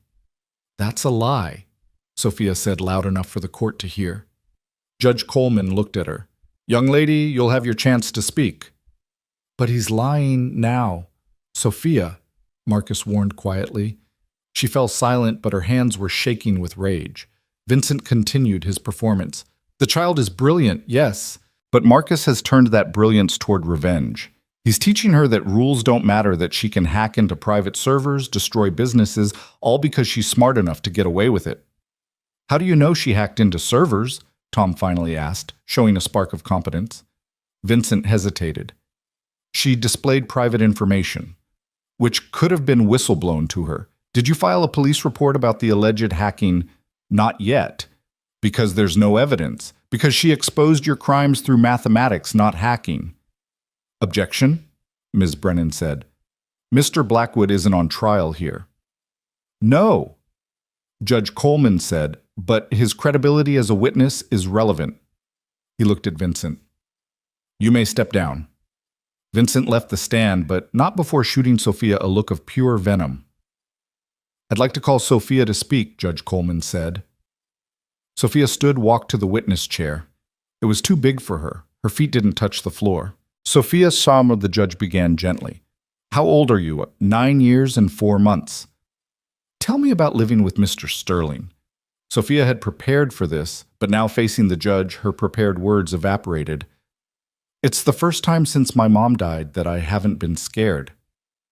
Scared of what? Everything. Where I'd sleep, when I'd eat, whether someone would hurt me. She looked at Marcus. He makes me not scared. But hasn't he put you in dangerous situations? No, dangerous situations found us. He tried to protect me from them. The confrontation with Mr. Blackwood was my idea. Marcus told me not to go. I insisted. Judge Coleman leaned forward. Why? Because Mr. Blackwood was stealing from old people. People like Mrs. Chen, who invested her retirement. She's 73. She worked as a seamstress for 40 years. Vincent was going to take everything. That wasn't your responsibility to fix. Whose responsibility was it? The SEC, who hadn't noticed the investors who couldn't see the mathematical impossibility. If you can help and don't, aren't you partially responsible for the harm? The judge studied her. That's a very adult perspective. I haven't been a child since my mother got cancer, maybe not even before that. Don't you want to be a child? Sophia considered this. I want to be safe. I want to learn. I want to help people with my abilities. If that's childish or adult, I don't care. What about friends? Normal childhood experiences. Normal is relative. For me, normal is solving differential equations for fun. For other kids, it's video games. Why is their normal more valid than mine? Ms. Brennan stood. May I ask the witness a question? Judge Coleman nodded. Sophia, have you been working for money? Yes. Doing what? Creating algorithms for quantum analytics. For how much money? 1.5% of profits generated, which totals about $300,000 so far. Gasps rippled through the courtroom. A 9-year-old earning $300,000, Ms. Brennan said. Does that sound like a childhood or exploitation? Sophia's eyes flashed. It sounds like capitalism. I provide value. I receive compensation. The alternative is what sitting in a foster home doing fourth-grade worksheets while my brain atrophies. The alternative is being a child. I'm not a child. Sophia's composure finally cracked. I haven't been a child since I watched my mother die in a charity ward because we couldn't afford better treatment. I haven't been a child since I calculated how many meals I could skip before organ failure. I haven't been a child since I realized that being smart was my only chance at survival. She was crying now, angry tears she couldn't stop. You want me to be normal, to play with dolls and have sleepovers? I can't. My brain doesn't work that way. Marcus is the only person who's ever accepted that, who's ever accepted me. Judge Coleman handed her a tissue. Take a moment. Sophia wiped her eyes, embarrassed by the display of emotion. Sophia, the judge said gently, what do you want? I want to stay with Marcus. Why? Because he loves me. How do you know? Sophia thought about it. Because he gave me his bed and sleeps on the couch. Because he spends his last $10 on food for me. Because when Vincent threatened us, Marcus's first instinct was to protect me, not himself. Because he reads my mathematics papers even though he doesn't understand them, just so we can talk about them. Because, she paused, looking at Marcus. Because he chose me when no one else would, and I choose him. Judge Coleman nodded. You may step down. As Sophia returned to her seat, Rebecca from Prometheus Academy stood. Your Honor, I'd like to speak. Ms. Brennan objected. She's not a scheduled witness. I'll allow it, Judge Coleman said. Rebecca, all of 12 years old, but carrying herself like an adult, approached the bench. Your Honor, I attend Prometheus Academy. I was there when Sophia visited. The school rejected her not because she lacked social skills, but because she refused to pretend to be less than she is to make others comfortable. That takes courage most adults don't have. What's your point? My point is that Sophia doesn't need a traditional childhood because she's not a traditional child. She needs someone who understands that. Mr. Sterling does. Dr. Wright stood next. Your Honor, if I may add, Sophia's IQ is unmeasurable by conventional standards. Placing her in traditional foster care would be like caging an eagle. It might survive, but it would never soar. Elizabeth Chen joined them. Your Honor, I've watched Mr. Sterling with Sophia. Yes, their situation is unconventional, but I've seen him turn down lucrative consulting jobs because they conflicted with Sophia's needs. I've seen him research advanced mathematics he doesn't understand just to support her learning. That's not exploitation, that's love. Judge Coleman raised a hand. I appreciate the testimonials, but I need to consider the legal framework. He turned to Ms. Brennan. Does the state have a placement that could meet Sophia's unique needs? Ms. Brennan hesitated. We have group homes with educational programs for children with IQs above 180 with graduate-level mathematical knowledge. Well, no, but Mr. Walsh, the judge turned to Marcus's lawyer. What provisions has Mr. Sterling made for Sophia's education? Tom fumbled with papers. Marcus stood. Your Honor, may I speak for myself? Judge Coleman nodded. Marcus walked forward, no notes, no preparation, just truth. Your Honor, I'm not a perfect guardian. I'm not even a good one by traditional standards. I'm poor. I'm damaged. I have a history that follows me everywhere. But I understand Sophia in a way the system never will. Not her intelligence, I'll never fully grasp that, but her isolation, her fear that she's too different to be loved, her belief that she has to earn her place in the world through achievement. I had all the advantages, wealth, education, connections. I lost everything because I thought success mattered more than people. Sophia had nothing. No advantages, no safety net, no one. But she kept learning, kept growing, kept believing knowledge could save her. She saved me, Your Honor. Not financially, though, she's done that too. She saved me from becoming bitter, from giving up, from believing that losing money meant losing everything. I can't give her a mansion or private tutors or a trust fund, but I can give her consistency, safety, Someone who will never ever make her feel like she's too much or not enough. Someone who sees her extraordinary mind as a gift, not a burden or an opportunity. The state sees a problem to be managed. I see a daughter to be loved. That's the only difference that matters. The courtroom was silent. Judge Coleman looked at Vincent Blackwood, still sitting in the back row. Mr. Blackwood, you alleged Mr. Sterling coached Sophia to destroy you. Do you have proof? Vincent stood. The child's actions speak for themselves. That's not proof, that's speculation. The judge turned to Sophia. Young lady, one more question. Did Mr. Sterling tell you to expose Mr. Blackwood's crimes? No, Your Honor. He told me to stay away from him. Then why didn't you? Sophia met the judge's eyes. Because someone had to stop him. And I could. Judge Coleman nodded slowly. I'm ready to rule. The courtroom held its breath. This case presents unique challenges. Sophia Rodriguez is not a typical child. Mr. Sterling is not a typical guardian. Their situation defies conventional frameworks. However, the law's primary concern is the child's welfare. The evidence shows that in 3 months with Mr. Sterling, Sophia has gained weight, advanced her education independently, and contributed more to society through exposing financial fraud than most adults manage in a lifetime. Is the situation perfect? No. Is it conventional? Absolutely not. But perfection and convention are not the standards. The standard is the best interest of the child. Ms. Brennan argues for normalcy, but forcing normalcy on a profoundly gifted child would be its own form of abuse. Sophia needs an environment that accepts and nurtures her unique abilities. The evidence suggests Mr. Sterling provides that. Therefore, I'm granting permanent custody to Mr. Sterling with the following conditions.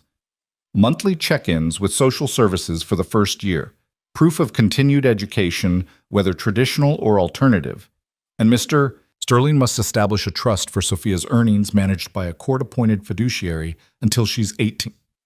He looked at Marcus and Sophia.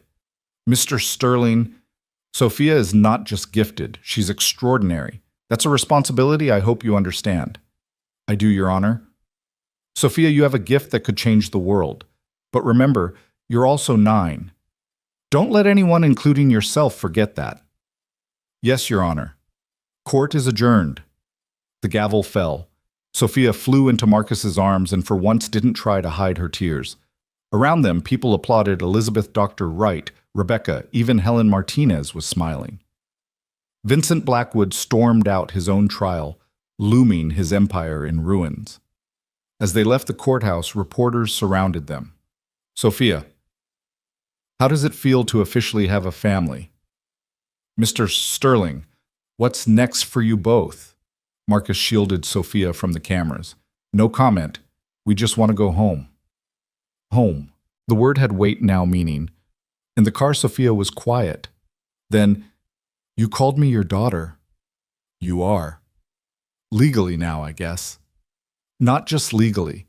You've been my daughter since the day you corrected that calculus textbook in the diner. Sophia smiled. That was only 3 months ago. Feels like a lifetime. Good lifetime or bad? The best. They drove through Chicago past the diner, where they'd met past the Ritz-Carlton, where they'd destroyed Vincent past Prometheus Academy, where Sophia had refused to diminish herself. Marcus. Yeah. What happens now? Now we live. You keep learning, I keep consulting. We keep being a weird little family that doesn't fit anyone's expectations. And Vincent? Will go to prison probably. His trial starts next month. Will you testify? If asked. Will I have to? Marcus glanced at her. Worried? No, just wondering if I'll need to explain more mathematics to confused adults. Marcus laughed. Probably. They pulled up to their apartment building. The same 3 flights of stairs, the same narrow hallway, the same small apartment. But it felt different now, permanent. Theirs. Inside, Sophia went straight to her laptop. Already back to work. Elizabeth sent new problems. Apparently my last algorithm made $12 million yesterday. Sophia, you're worth over $300,000. $347,218.37. You could buy anything you want. Sophia looked around their small apartment at Marcus making cheap coffee in their tiny kitchen, at her corner full of secondhand books and salvaged electronics. I have everything I want. Really? Well, a better laptop would be nice. This one crashes when I run complex simulations. We'll get you the best laptop money can buy. And maybe a desk solving equations on the bed is bad for my posture. Desk, laptop, anything else? Sophia considered. Can we get a Christmas tree? Marcus blinked. It's September. I know, but I've never had one. Mom and I always said next year, but next year never came. Then we'll get the biggest Christmas tree that fits through the door. In September. In September. That evening, as Sophia worked on algorithms and Marcus read quarterly reports, she suddenly said, I know about my father. Marcus looked up. What? My biological father. I've known for weeks. How? DNA databases.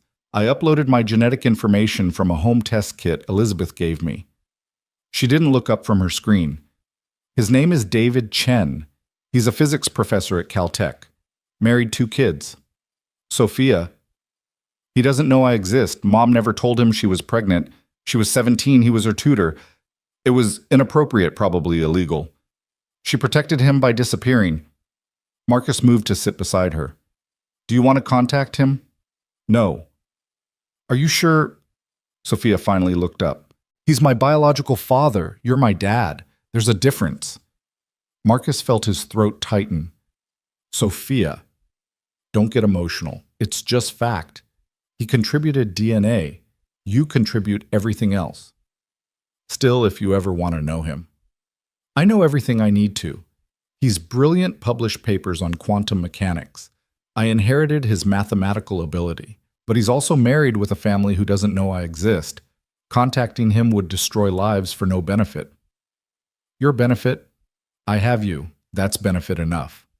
They sat quietly for a moment. Besides, Sophia added, his published papers have 3 mathematical errors, so he's not that brilliant. Marcus laughed. You checked his work. Of course. Wanted to see if the apple fell far from the tree. And the apple fell, rolled down a hill, crossed an ocean, and became a different fruit entirely.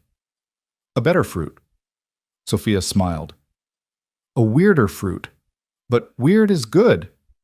Weird is excellent. That night, Marcus tucked Sophia in a ritual she claimed to be too old for, but never refused. Thank you, she said quietly. For what? For fighting for me. For choosing me. For seeing me as more than just a brain that's good at math. You are more. You're brave and kind and funny when you let yourself be. You're the daughter I never knew I needed. You're the father I never thought I'd have. Marcus kissed her forehead. Sleep well, kiddo. Marcus. Yeah. We're going to be okay, aren't we? He thought about their journey from a diner theft to a courtroom victory, from strangers to family, from broken pieces to something whole. Yeah, Sophia. We're going to be more than okay. As he closed her door, he heard her whisper to herself, or maybe to her mother's photo. We did it, Mom. I found my family. Marcus stood in the hallway, overwhelmed by the weight of responsibility and love. 3 months ago, he'd been a broken man with nothing to lose. Now, he was a father with everything to protect. The system had tried to break them apart. Vincent had tried to destroy them. Poverty and prejudice had tried to defeat them. But they'd won. Not through conventional means, not by following rules, but by being exactly who they were, a failed millionaire and a homeless genius who'd found in each other the family neither thought they'd have. Tomorrow would bring new challenges. Vincent's trial, where they'd have to relive everything. Sophia's education still unsolved despite the court victory. The complexity of raising a child who could outsmart most adults but still needed bedtime stories. But tonight, they were home. Safe. Together. Family. 2 years had passed since the custody hearing. Sophia, now 11, stood before a packed auditorium at MIT delivering a lecture on quantum applications in financial modeling. She'd grown taller but was still small for her age, her dark hair now kept in a neat braid that Marcus had learned to do from YouTube tutorials. The fundamental error in traditional modeling, she explained, her voice clear and confident, is assuming markets are mechanical systems. They're not. They're quantum systems, observer-dependent, probabilistic, existing in superposition until measured. In the audience, Marcus sat between Elizabeth Chen and Dr. Sarah Kim, the journalist who'd first told their story. He wore a new suit, not expensive, but not threadbare. The consulting firm he'd started, Sterling Rodriguez Analytics, was thriving, built on Sophia's algorithms and his business acumen. "She's remarkable," Sarah whispered. "She's 11. Marcus whispered back, pride and worry mingling in his voice. After the lecture, they walked across MIT's campus. Sophia still in her blazer and slacks, her lecture uniform as she called it. "You killed it," Marcus said. "I explained quantum finance to academics. It's not exactly killing it. Take the compliment. Fine. I killed it." They were heading to lunch when Marcus's phone rang, a number he didn't recognize. "Mr. Sterling. This is James Powell from the FBI's Financial Crimes Division. We need to speak with you and Sophia about Vincent Blackwood." Marcus's blood chilled. "Vincent's in prison." "Not anymore. He was released yesterday on appeal, and Mr. Sterling, he's disappeared." They met Agent Powell at Elizabeth's office, a secure location where Sophia felt safe. Powell was young earnest with the kind of intensity that came from chasing white-collar criminals who thought they were untouchable. "Blackwood's conviction was overturned on a technicality," Powell explained. His lawyer argued the evidence was prejudiced by Sophia's presentation at the Ritz-Carlton. The appeals court agreed. "That's insane," Elizabeth said. "That's the law." "But here's the problem. Vincent liquidated hidden assets we didn't know about. Nearly 20 million. He's gone, and we think he's planning something." "What?" Marcus asked, though he already knew. "Revenge," Sophia said simply. "He's coming for us." Powell nodded. "We're offering protection." "No," Sophia interrupted. "Protection means hiding. I'm done hiding." "Sophia," Marcus began, "I have a life now. Friends." She paused. "Well, friend, Rebecca. But still, I have MIT lectures, the company, my research. I won't let Vincent take that." "He's dangerous," Powell warned. "So am I," Sophia replied. That evening, in their new apartment, 3 bedrooms bought with Sophia's earnings, Marcus found her at her computer typing furiously. "What are you doing?" "Setting traps." "Sophia, he'll come at us through the company first, try to discredit our algorithms, claim they're his work from before. So I'm documenting everything, creating unbreakable chains of evidence. And if he comes at us physically?" Sophia looked up. "Then we use the security system I installed last month." "You installed a security system?" "Military grade. Elizabeth helped. We were worried about corporate espionage, but it'll work for vindictive criminals too." Marcus sat beside her. "You've thought about this?" "I've thought about Vincent every day for 2 years. He's the variable I couldn't solve. Now I can." "This isn't math, Sophia. This is dangerous." "Everything important is dangerous." 3 days later, the attack came, but not how they expected. Marcus arrived at their office to find chaos. All their computers were displaying the same message: "Everything you have is mine. VB." Their code, their algorithms, their client data, all encrypted, locked behind ransomware. "He's not just threatening us," Elizabeth said, pale. "He's threatening every company that uses our systems. Hundreds of millions of dollars." Sophia arrived, took one look at the screens, and smiled. "What?" Marcus asked. He took the bait. She pulled out her personal laptop, never connected to the company network, and began typing. 6 months ago, I created a ghost protocol. Fake algorithms that look real but have hidden triggers. If someone steals them, tries to use them, they reveal the thief's location, identity, everything." "You expected this?" "I expected someone to try eventually. Vincent just made it personal." She hit enter. On every infected screen, the ransomware began dissolving, replaced by streaming data IP addresses. Server locations, a digital trail leading directly to Vincent. "He's in Switzerland," Sophia announced. "But he's accessing our systems through a server farm in New Jersey. Powell needs to move now." Marcus called Powell while Sophia continued working. Within an hour, FBI agents had raided the server farm. Within 3 hours, they'd traced the financial transactions. Vincent had made one crucial error. He'd used some of the same accounts from his original fraud. But Vincent himself remained free, hidden in a country without extradition. "We can freeze his assets," Powell told them, "but we can't bring him back." "Then we make him come back," Sophia said. She had that look, the same one from the Ritz-Carlton from the custody hearing, the look that said she'd already solved the problem and was just waiting for everyone else to catch up. "Sophia, no," Marcus said firmly. "We're not putting you in danger again." "I'm already in danger. We all are. Vincent won't stop until he's destroyed us or we destroy him. Those are the only solutions to this equation." She was right. Marcus hated that she was right. The plan Sophia devised was elegant in its simplicity. If Vincent wanted their algorithms, she'd give him exactly what he wanted with modifications. "We leak that I've developed a new system," she explained to Powell, Elizabeth, and Marcus. "Something revolutionary. Quantum arbitrage that guarantees profits. We make it public that we're presenting it at the Global Finance Summit next month." "He'll try to steal it," Elizabeth said. "Or steal me," Sophia added casually. "Absolutely not," Marcus said. "Marcus, I'm not bait. I'm the trap. There's a difference." The Global Finance Summit was held in New York 3 weeks later. Sophia was the youngest presenter ever, which made headlines worldwide. Vincent would definitely know. The night before her presentation, they stayed at a hotel near Wall Street. Security was everywhere, FBI private guards. Elizabeth had hired even Rebecca's father, who turned out to be ex-Mossad. "You don't have to do this," Marcus told Sophia as they reviewed her presentation. "Yes, I do. Not for revenge, for closure. Vincent is an unsolved equation. I need to balance it." "Life isn't an equation." "Sure it is. It's just nonlinear with multiple variables and chaotic attractors." Marcus laughed despite his fear. "When did you become philosophical?" "When I realized mathematics can describe everything except why people choose to love each other. That's the one problem I can't solve." "Maybe that's because it's not a problem. It's a gift." Sophia hugged him. She did that more often now, having learned that physical affection was another form of communication. "If something happens tomorrow, nothing will happen. But if it does, I need you to know something." Marcus pulled back, looked at her. "What?" "You saved me.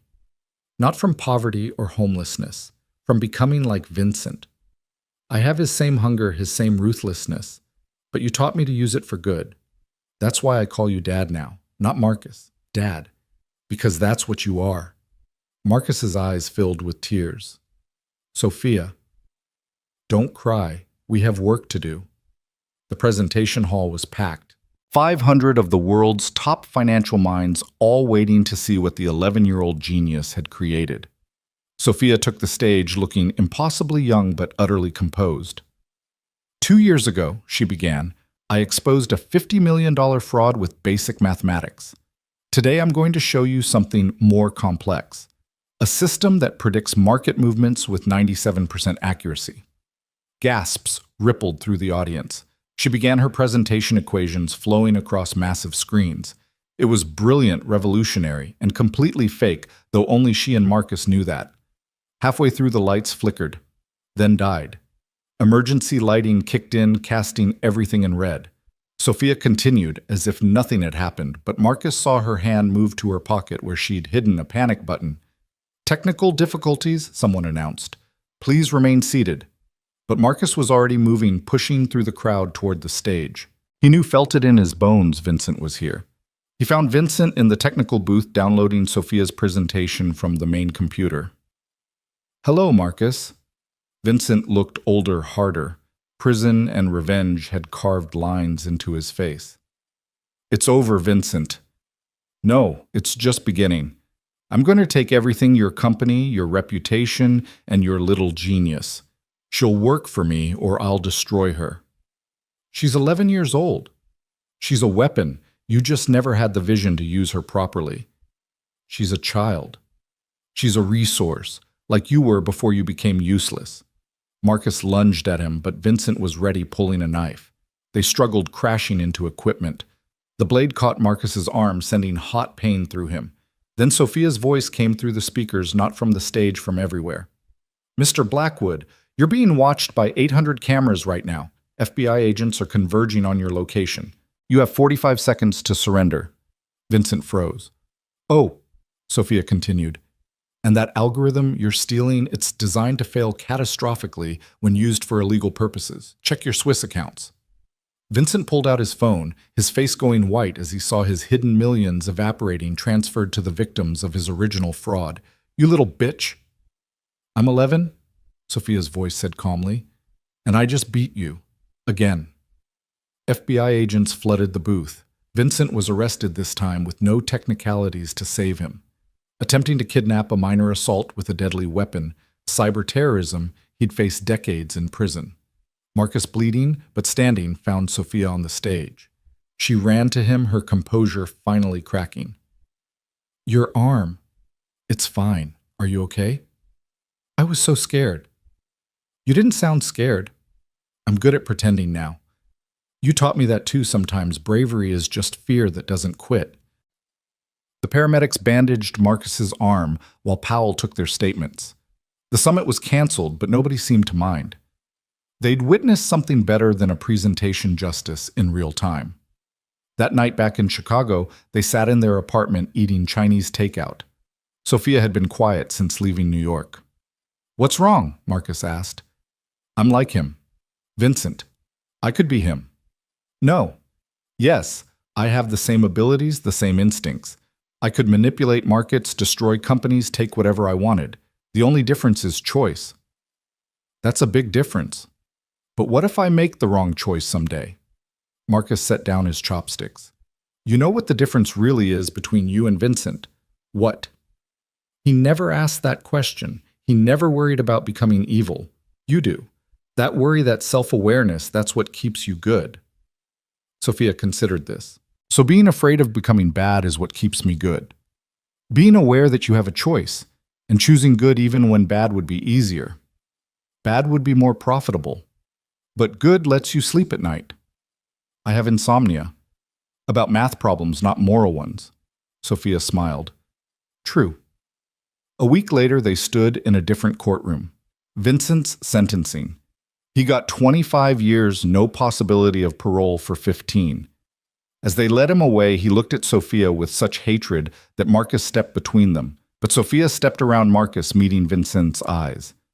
I forgive you, she said loud enough for him to hear. Vincent stopped. What? I forgive you for threatening us, for trying to destroy our lives. I forgive you. I don't want your forgiveness. It's not for you, it's for me. Carrying anger is inefficient. It takes up processing power I need for better things. Vincent was dragged away, but Sophia's words had hit their mark. He looked confused, smaller somehow. Outside the courthouse, Marcus asked, Did you mean it about forgiving him? I'm trying to. Mom always said forgiveness was freedom. I didn't understand until now. Vincent will spend decades in prison, but if I carry hatred for him, I'm in prison too, just a different kind. You're 11 going on 40. I'm 11 going on 11. I just have a good vocabulary. They walked through downtown Chicago past the diner where they'd met 3 years ago. It had closed, replaced by a Starbucks, but they stopped anyway. Everything changes, Sophia observed. Not everything. Not the important things. Like what? Like us. Like family. Sophia nodded. Want to know a secret? Always. Elizabeth offered me a full-time position, VP of Algorithmic Development, 7-figure salary. Marcus's heart sank. That's amazing. I turned it down. What, why? Because I'm 11. I have time to be a VP later. Right now I want to be your daughter. Go to school. Real school. Not just lectures. Maybe make another friend. Rebecca's great, but she's at Harvard now. Sophia, this is your future. No, it's one possible future. I calculated them all. In the future where I take the job, I'm rich but alone. In the future where I stay a kid a little longer, I'm happy. The math is clear. Marcus hugged her right there on the street. When did you get so wise? Tuesday, around 3 p.m., right after I solved the Riemann hypothesis. You solved, wait, really? Sophia grinned. No, but I'm close. Give me another year. They started walking home, but Sophia stopped suddenly. Marcus, Dad, there's something else. What? I've been in contact with someone. Online. A mathematician in California who's been helping with my work. Marcus's blood chilled. Sophia, we talked about online safety. It's David Chen, my biological father. Marcus froze. What? He doesn't know it's me. We just discussed mathematics. But his insights have been helpful. Sophia, I'm not going to tell him, ever. He has his family, I have mine. But I wanted to know him just a little, to understand that part of myself. And he's brilliant but cold, sees mathematics as pure abstraction. You see it as a tool to help people. That's the difference I inherited from you, not him. The part that matters. They continued walking. Then Sophia asked, Are you mad? No, worried maybe, but not mad. I'll stop if you want. Marcus thought about it. No, but be careful. Hearts are more fragile than equations. Everything's more fragile than equations. That's why equations are beautiful. They're unbreakable. Unlike us. We're not broken anymore. We're solved. That evening, Sophia gave Marcus a gift, a framed photo from the custody hearing the moment the judge declared them family. Elizabeth's assistant took it, she explained. I had it printed. In the photo, they were hugging, both crying, looking nothing like father and daughter, should him a broken millionaire, her a homeless genius, but looking exactly like what they were, family. It's perfect, Marcus said. No, it's not. You're crying, and my hair's a mess, and the lighting's terrible. That's what makes it perfect. It's real. Sophia leaned against him on the couch, something she did now without thinking. Dad? Yeah. Remember when you promised you'd never leave me? Of course. I want to make you the same promise. I'll never leave you either, even when I'm grown up and solving impossible problems and probably annoying everyone with my inability to be normal. You promise? I promise. Together or not at all? They sat in comfortable silence, Marcus reading quarterly reports, Sophia working through equations that would reshape financial modeling. Just a normal evening for an abnormal family. The doorbell rang. Rebecca stood outside, back from Harvard for spring break. I brought pizza and unsolved theorems, she announced. Rebecca. Sophia actually squealed a sound Marcus had never heard her make. As the two girls spread papers across the living room floor debating mathematics with the passion most kids reserve for video games, Marcus realized something. They'd won. Not just against Vincent or the system or poverty. They'd won the harder battle, the one for happiness, for belonging, for love that didn't require explanation or justification. Sophia looked up from her equations. Dad, Rebecca thinks the Hodge conjecture is unsolvable. Tell her she's wrong. I have no idea what the Hodge conjecture is. It's about projective algebraic varieties. Still no idea? Sophia laughed, full and free and young. I love you anyway. Love you too, kiddo. And in that moment, in their imperfect apartment with takeout containers and equations covering every surface, with an 11-year-old genius and her father who'd lost everything except what mattered, Marcus understood something Sophia had calculated long ago. Sometimes the most elegant solution to life's equation isn't wealth or success or even genius. Sometimes it's just two broken people who choose to be whole together. Sometimes it's family. The next morning brought unexpected news. The Nobel Committee had created a new category, mathematics in service to humanity. Sophia was nominated for her work exposing financial fraud through algorithmic analysis. You could win a Nobel Prize, Marcus said, stunned. We could win, Sophia corrected. The nomination includes you as co-developer of the implementation strategy. Sophia, I didn't. You did. You took my theories and made them real. That's harder than the theories themselves. She was at her laptop reading the nomination letter when something else caught her attention. Oh my God. What? She turned the screen toward him. An email from the Rodriguez family in Mexico, her mother's relatives she'd never known existed. They saw the news about the nomination. They want to meet me. How do you feel about that? Sophia considered. Scared, curious, excited. It's mathematically impossible to feel all three simultaneously, yet here we are.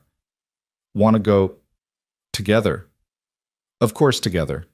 Sophia smiled. Then yes, but after the Nobel ceremony. Confident you'll win. The math is in our favor. Plus, Rebecca's father knows someone on the committee. That's cheating. That's networking. You taught me the difference. Marcus laughed.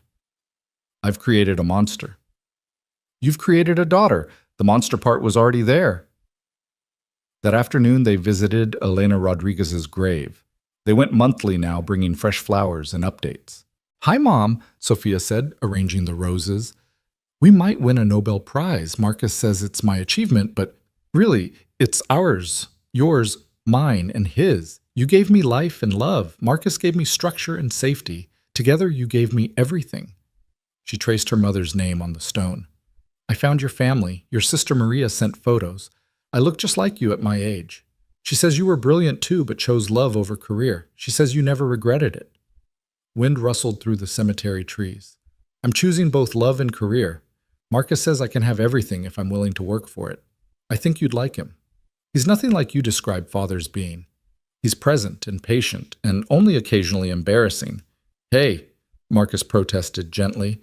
He made me get braces. Said even geniuses need straight teeth. Dental health is important. Sophia turned to him. Mom would have loved you. You think you saved her daughter? You gave me the life she couldn't. Yeah, she would have loved you. They stood together at the grave. 3 people bound by love, 2 living. 1 remembered all family. As they walked back to the car, Sophia said, I've been thinking about the future. Always dangerous. I want to establish a foundation. For kids like me, brilliant but poor different, but valuable. We'll call it the Elena Rodriguez Foundation. That's beautiful. It's practical. Statistically, there are thousands of kids with exceptional abilities who never get the chance to develop them. That's inefficient resource allocation. You just described charity as resource allocation. Everything's resource allocation if you think about it, right? Marcus started the car. Where did I go right with you? You went right by going left, by choosing the weird kid everyone said would ruin your life. You did ruin my life, my old life, thank God. Thank me. God had nothing to do with it. As they drove home, Sophia worked on her Nobel acceptance speech while Marcus navigated Chicago traffic. How's this? She said. Distinguished Committee Fellow Laureate's dad? You're putting me in your Nobel speech. You're the most important person there. Of course you're in it. Continue. 3 years ago, I was homeless stealing food to survive. Today I stand before you, not because I'm exceptional, but because someone saw potential where others saw problems. This prize belongs to every child whose brilliance is hidden by circumstance, and to every adult brave enough to nurture that brilliance despite the cost. It's perfect. It's sappy. Perfect can be sappy. Sophia saved the file, then opened another document, college applications. MIT wants me full-time, she said. So does Stanford, Harvard, and Oxford. You're 11. I'll be 12 next month. Still too young for college. Rebecca started at 10. Rebecca didn't have a childhood. You still can. Sophia looked at him. Is that what you want? For me to be a child. I want you to be happy. If that means MIT at 12, okay. If it means waiting until you're 18, also okay. What if I did both part-time student, part-time kid? That sounds like you refusing to choose just one option. Why choose when you can optimize? That evening, Elizabeth called with news that would change everything. Quantum Analytics is going public, she announced. The IPO values the company at $2 billion. Your percentage, Sophia, makes you worth approximately $30 million. Sophia blinked. That's more than Marcus lost. Significantly more, Elizabeth confirmed. They sat in stunned silence. We're rich, Sophia finally said.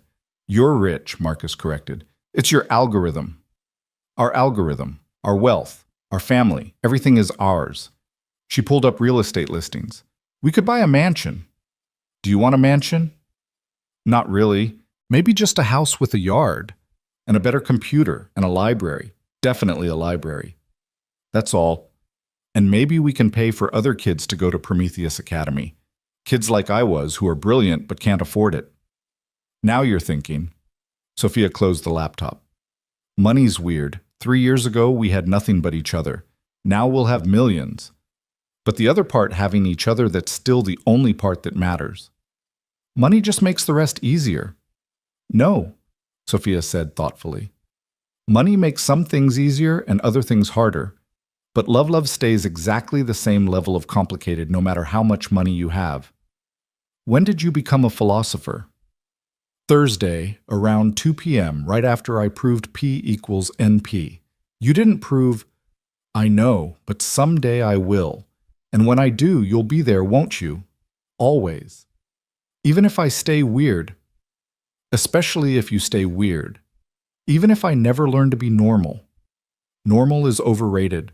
Be Sophia. That's more than enough. She hugged him, then this brilliant, broken, beautiful child who'd saved him while he was saving her. Dad. Yeah, kiddo. We did it, didn't we? We won. Marcus thought about Vincent in prison, about the Nobel nomination, about the millions coming their way. But mostly he thought about this moment, Sophia, in his arms, safe and loved, and home. Yeah, sweetheart. We won everything that matters. And in their living room, surrounded by equations and empty takeout containers with a Nobel Prize possibly in their future, and millions definitely in their bank account. Marcus Sterling and Sofia Rodriguez proved that sometimes the most unlikely families are the strongest ones. Sometimes a bankrupt millionaire and a homeless genius are exactly what each other needs. Sometimes love really is the only equation that matters, even if it's the only one that can't be solved.